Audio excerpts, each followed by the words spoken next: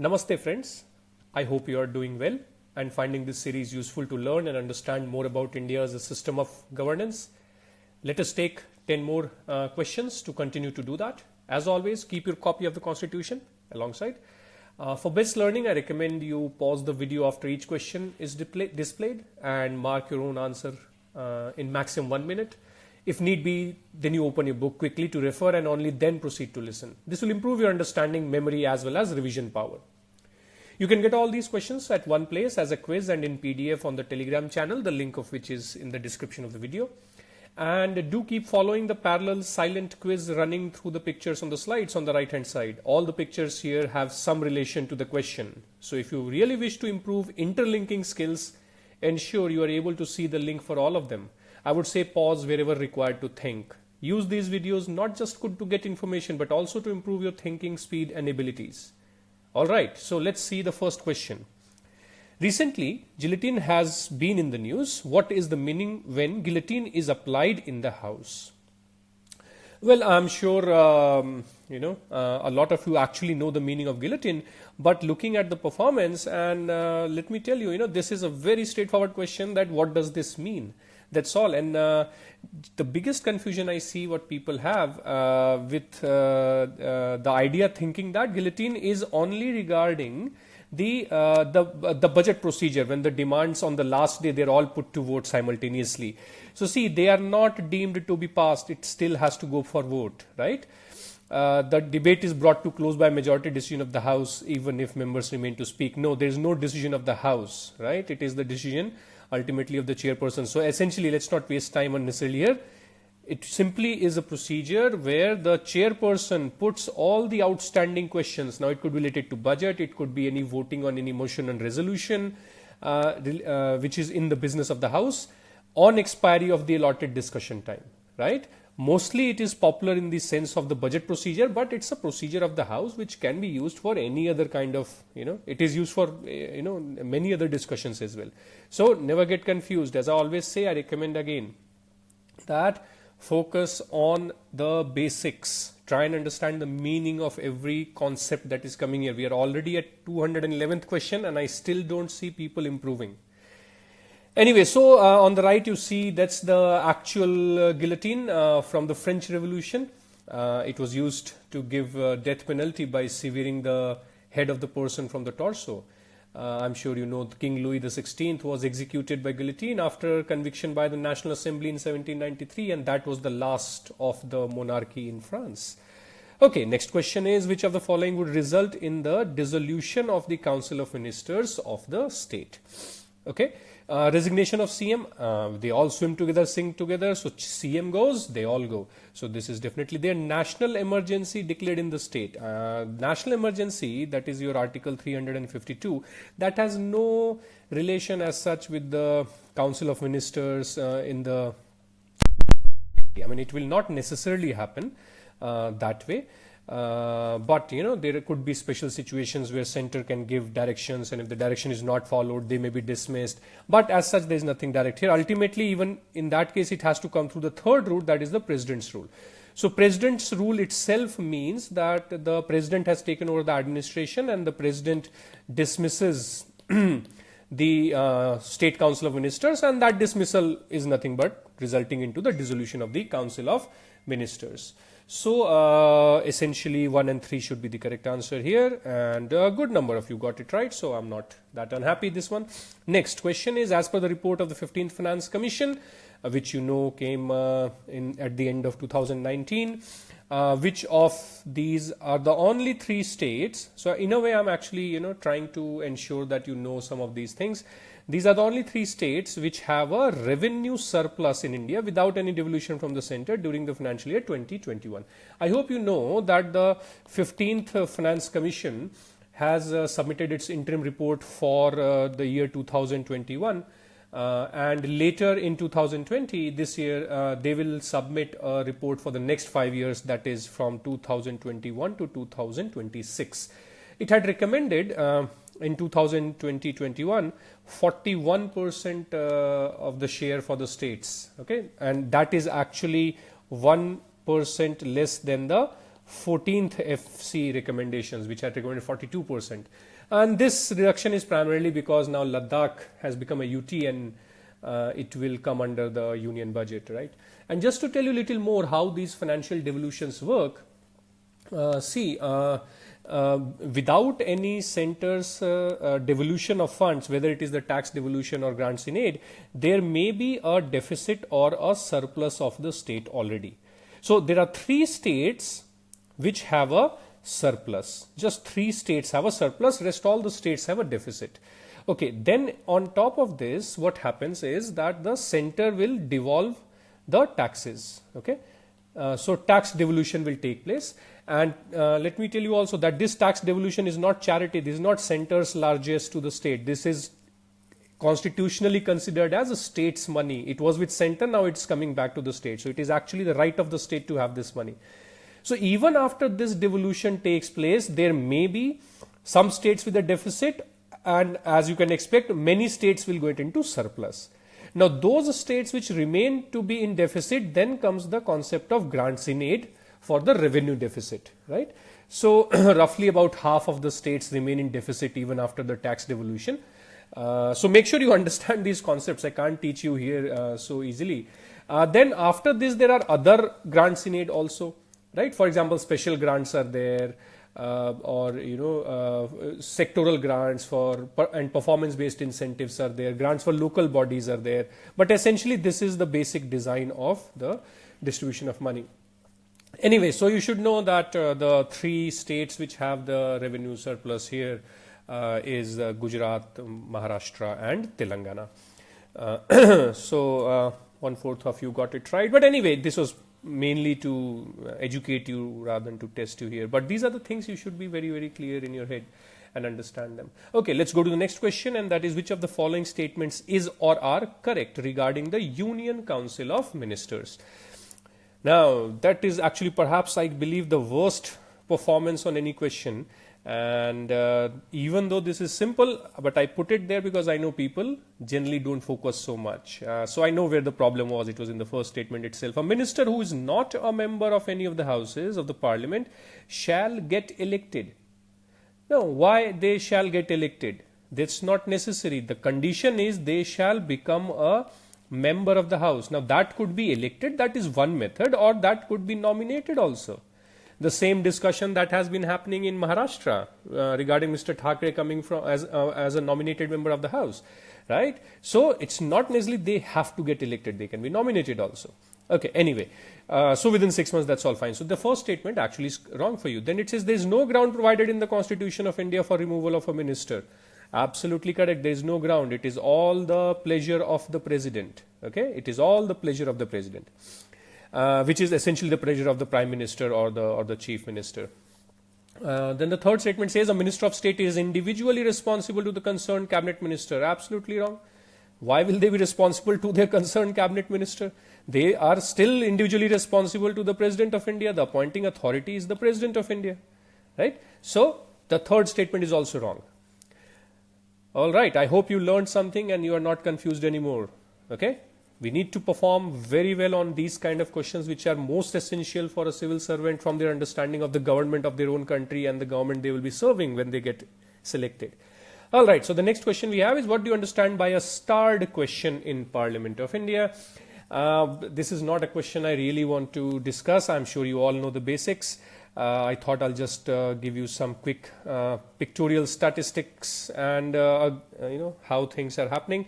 All 3 are correct. You read more on your own. Nothing extraordinary here. And there's no need to get into too much details of these. These are parliamentary procedures, but you should know the principles. Because ultimately the answers are prepared by you, the civil servants, ultimately in the ministries. All right. So let's move on to the next question. Which of the following statements is or are correct regarding panchayats in India? The Constitution Amendment Act introduced Panchayati Raj system in India. No, it did not introduce. Panchayats were always there. After independence, we know after the Balwantrai Mehta committee and and gradually more and more recommendations of many other committees, what the 73rd Amendment did was it constitutionalized the concept of panchayats in India. So it was no longer an optional thing for the states, because local governance is a state subject after all. So once the constitution mandates it, then it is mandatory, and it is to be enforced by the state. So it became a compulsory provision.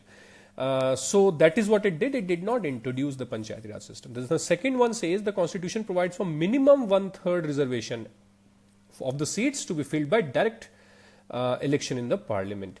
Absolutely correct. It is minimum 1/3. Some states have more than that. States like Bihar have 50% reservation for women on the directly elected seats at the panchayat level. This is a provision you should perhaps read under Article 243D of the Constitution.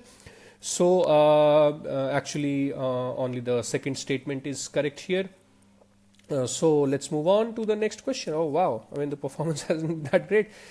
Okay, anyway, so the next question we have, who can be appointed as an ad hoc judge of the Supreme Court of India? Again, a copy-paste provision straight away taken from Article 127. I always believe, and let me say it again and again, I know I repeat myself, but some of you are not watching all the videos, so let me tell you, boss, your basics, something which is in the constitution, everything else is still secondary. You cannot not know what is in the constitution, and some basic provisions like ad hoc judge. Okay, ad hoc judge it is not the same as acting judge. Okay, so differentiating all these things. So acting judge is provided in Article 128, ad hoc judge is provided in 127. So what are these things? Who are these people who are appointed? This ABCD, you have to have that command, and then nobody can take away at least the prelims from you. Okay, then we can go further and talk about other issues in mains, and that's why prelims becomes difficult at times, because most of us have not done systematic study. Most of us have just done this ad hoc studies here and there. So at least take these videos as an opportunity to sort out your basic principles there. Anyway, so if you read Article 127, it's very clear that who can be appointed as ad hoc judge? A sitting judge of a high court who is qualified to be appointed as a judge of Supreme Court. Okay, while 128 talks about retired judges of Supreme Court or the retired judges of high court who are qualified, obviously, for being appointed as judge of Supreme Court, they can act as judges of Supreme Court, but see, they are not considered as a judge of the Supreme Court. They just act, they get allowances and perks, but they are not considered as a judge of Supreme Court. Okay, anyway, please read these two articles. I'm sure you will not have any doubts after that. Next question is, which of the following statements are not correct? All right, another area where I saw a lot of confusion and debate went on, but not bad, 60% of you did get it right. First statement says that a person can be prosecuted and punished simultaneously for the same offence by different courts of law. Well, in your fundamental rights under Article 20, there is protection in respect of conviction for offences, right? So, see, there are two words here, prosecuted and punished. Okay, so understand this. Prosecution is definitely possible, though it has to be under different laws. So, where an act or an omission constitutes an offence under two enactments, the offender may be prosecuted and punished under either or both enactments, but shall not be liable to be punished twice.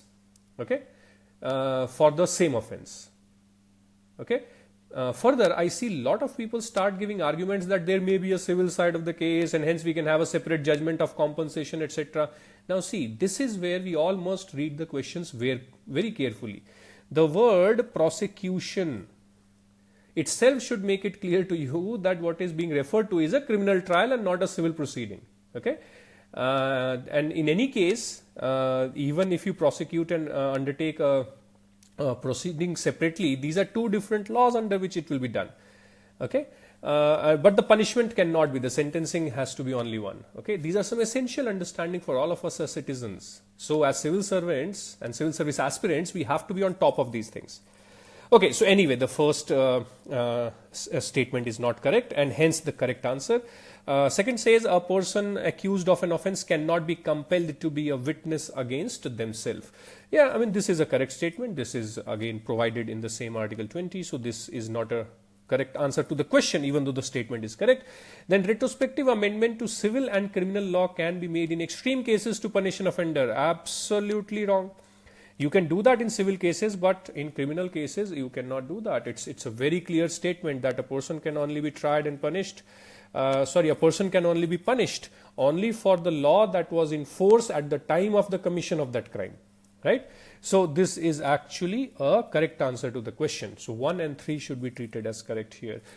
You listen this, what I just told you again, make sure you don't get confused among too many things. I know, even for me at times, the criminal law system actually becomes confusing, okay? So do take it, seriously, because this is a fundamental right. Otherwise, we don't have to go into too much details of the criminal justice system, because as aspirants, we just need to have basic principles clear for us. Okay, so the next question we have is, in India, to form cooperative societies is not a difficult one, it is a fundamental right. It's under Article 19, Clause 1, Subclause C, where it says right to form associations or unions or cooperative societies. The word cooperative society was added by the 97th Amendment Act 2011. Though again, straightforward question, but I see so many of us did mark not yet recognized. I don't know what to say to that, because I think this is a question where at least if you are a sincere student, all of you should get it right. These are free gifts to you. Okay, anyway, so let's come to the last question for this video, and that is, if the president is satisfied of the existence of circumstances requiring immediate action, he can promulgate an ordinance in which of the following situations? See, again, this is a question of understanding principles and not mugging up the situations. I find when can ordinance unit, people start mugging up. When can we have a joint session of parliament, people start mugging up. In which situation a bill lapses, people start mugging. No, there is a concept, there is a reason behind everything. Okay, so at least let's put an attempt to understand so that we never get confused. So let us capture that here today for ordinance. Okay, so ordinance can be promulgated when Parliament is not in a position to make laws immediately.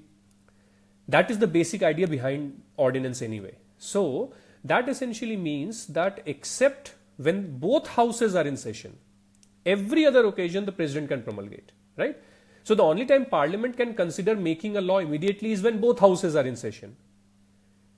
Otherwise, even if one is not in session, let's say it's in recess or it's prorogued or dissolved or whatever, then ordinance power is active for the president. So that way, if you see, all of these will become your correct answers. Okay, so please understand the principle. These are questions where we should get it right, because these are again conceptual questions, and I sincerely hope that you understood the cartoon there and are able to relate to the question. If not, Google the words written there and you will see the story unfold itself. Alright, so these were the 10 questions for this video, and today I'm going to leave you with a map of the world depicting the various different forms of government presently in the world. It is from Wikipedia, and unlike many other things there, this one's a good representation of our world today. So you may pause and ponder, or directly go to the website and see. Make sure you understand the terms which are used on the left hand side. So I'll be here tomorrow with 10 more questions. Till then, take care and keep studying well. All the very best.